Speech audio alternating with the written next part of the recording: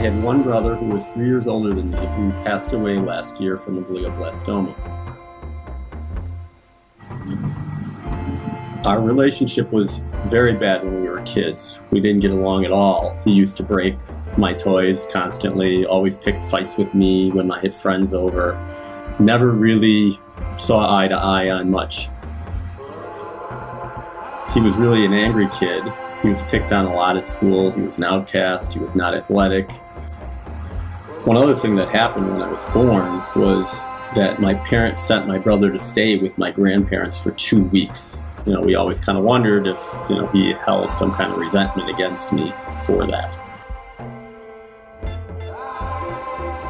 Thinking back, I now remember that it was really the people that I was friends with were the kids that were bullied, which, it's like one of these aha moments. I'm like, it's interesting, I never got along with my brother, and he was a bully kid, but I got along with all the other bullied kids, up into high school.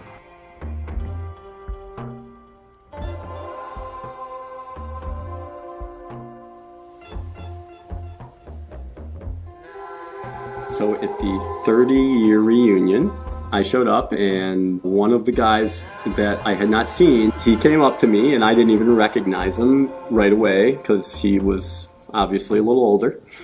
What he said to me was that he came because I was his friend when everybody else bullied him, and kind of blew me away. His last name was Moten, and actually there was one day we went out and we were walking along the train tracks, and we had gotten like there were Chipperillo Slim cigarettes. And somehow he started getting called Smokin' Moten. But he got it a lot worse. I mean, he was the kid that got pushed down, the books knocked out. After he told me that, it sort of put me in this mood of like, all right, let's let it all out. And there was a girl there that lived at the end of my block, and this was back in grade school. This is way before I knew Paul. This girl, her name was Bonnie. And Bonnie was the person who was bullied. She had some type of learning disability.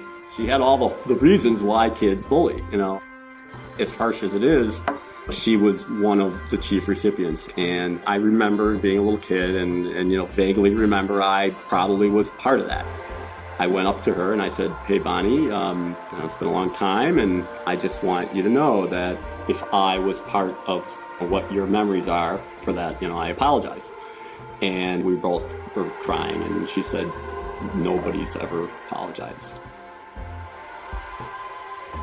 This whole experience with my bullying stories and the fact that my brother was bullied led to some type of cathartic experience with my brother before he died, but it never did.